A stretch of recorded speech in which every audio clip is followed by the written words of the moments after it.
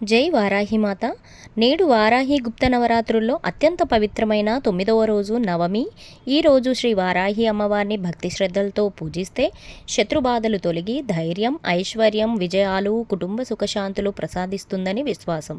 పవిత్ర స్నానం అనంతరం అమ్మవారిని పసుపు, కుంకుమ పుష్పాలతో అలంకరించి దీపారాధన చేసి నైవేద్యం సమర్పించి మనస్ఫూర్తిగా ప్రార్థించుకోవాలి. ఓం ఐం గ్లౌం వారాహ్యై నమః అనే మంత్రాన్ని భక్తితో జపించడం ఎంతో శుభప్రదం. అమ్మవారి అనంత కృప మీ ఇంట నిత్యం ఉండాలని మనసారా కోరుకుంటూ జై శ్రీ వారాహీదేవి, జై జై వారాహిమాత. ఇక్కడితో మనకు అమ్మవారి పూజలైతే అన్నీ అయిపోయాయి.